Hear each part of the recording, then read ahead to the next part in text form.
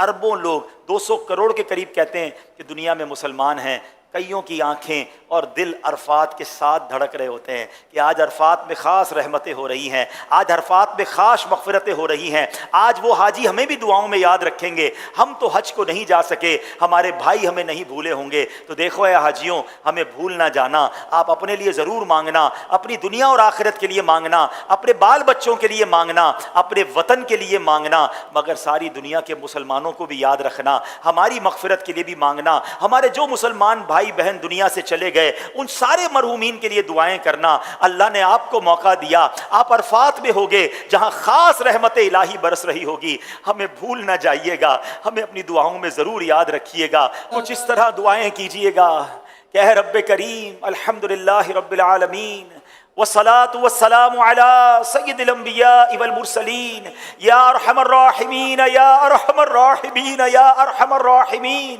یا ربنا یا ربنا یا ربنا یا ربنا یا ربنا یا اللہ یا رحمان یا رحیم۔ اے رب کریم کس زبان سے تیرا شکر ادا کریں، ہم گناہ گاروں کو، سیاہ کاروں کو تو نے آج عرفات کے میدان میں جمع ہونے کی سعادت دی۔ اے اللہ ہم نے کتابوں میں پڑھا ہے کہ عرفات کے میدان میں ہر سال تیرے دو نبی حضرت خضر علیہ السلام، حضرت الیاس علیہ السلام بھی حاجیوں کے درمیان عرفات کے میدان میں ہوتے ہیں۔ اے اللہ اس وقت عرفات میں لاکھوں حجاج موجود ہیں، اس میں تیرے بہت سارے نیک بندے بھی ہوں گے اور مجھ جیسا گناہگار بھی حاضر ہے۔ اے اللہ تجھے تیرے ان اٹھے ہوئے نیک بندوں کے ہاتھوں کا واسطہ، اے اللہ آج میری لبیک قبول فرما لے، اے اللہ آج میری حاضری قبول فرما لے، اے اللہ ہمارا حج بھی قبول فرما لے۔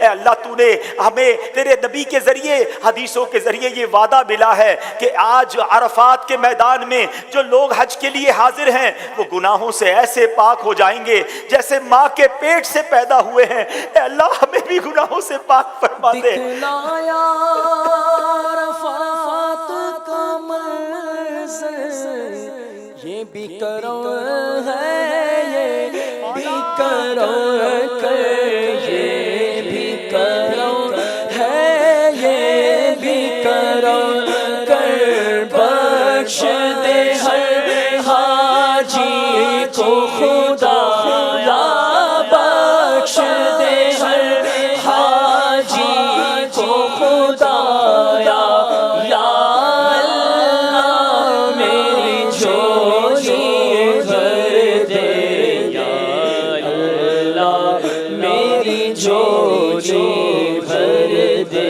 یا اللہ میری اے مولا جھولی۔ کریم، اے مولا کریم، ہم اپنے نافرمانوں کو جو ہماری بات نہ مانے اپنے گھر نہیں بلاتے ہیں۔ اے اللہ تیری مہربانی، تیرا شکریہ کہ مجھ جیسے نافرمان جس نے زندگی بھر تیری نافرمانیاں کی، تو نے اپنا گھر بھی دکھایا، کعبہ بھی دکھایا، طواف کی سعادت بھی دی اور آج عرفات کے میدان میں بھی بلا لیا۔ اے اللہ یہ تیری مہربانی، تیرے کرم کا شکریہ۔ اے مولا بلا لیا ہے تو آج مغفرت کی خیرات بھی عطا فرما دے۔ اے اللہ میرے سارے صغیرہ کبیرہ گناہ معاف فرما، میری بھی مغفرت فرما، میرے ماں باپ کی بھی مغفرت فرما، میرے بھائی بہنوں کو بھی بخش دے۔ اے اللہ آقا کی ساری امت کی بخشش فرما دے۔ اے اللہ بہت گناہ لے کر آیا ہوں، گناہوں کا انبار سر پر ہے۔ اے اللہ اب بقیہ زندگی گناہوں سے بچ کر گزارنے کی توفیق عطا کر دے۔ اے اللہ مجھے 5 وقت کا نمازی بنا دے۔ اے اللہ تجھ سے وعدہ کرتا ہوں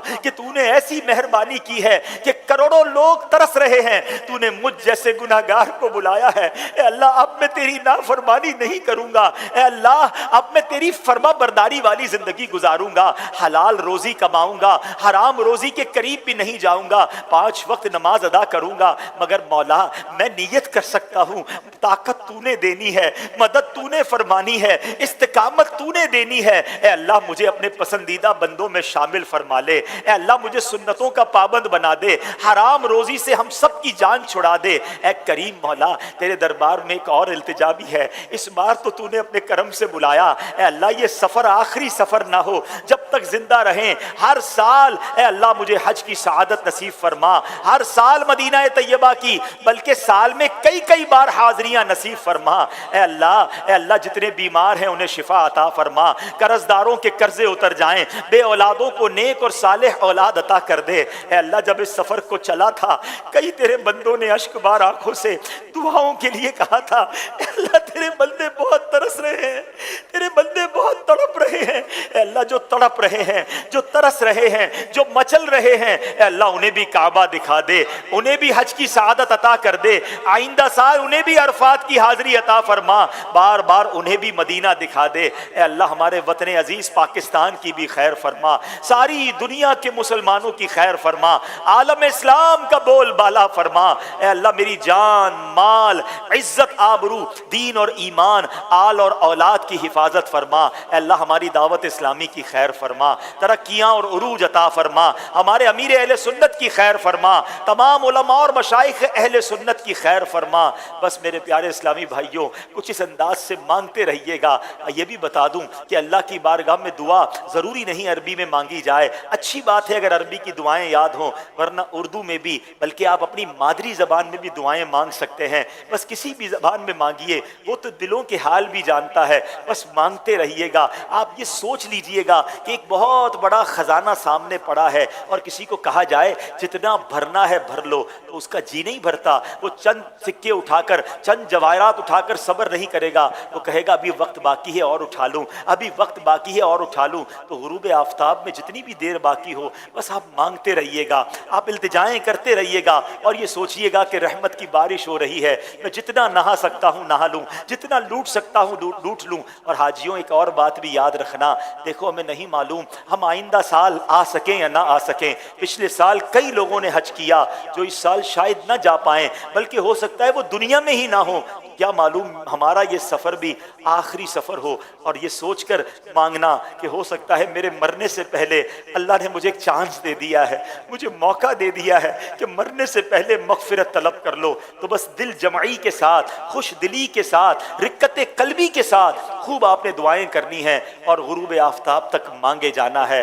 اللہ ہم سب کی دعاؤں کو قبول فرمائے، جو وہاں موجود ہوں اللہ سب کی دعاؤں کو قبول فرمائے اور ان دعاؤں میں ہم سب کو بھی شامل فرمائے۔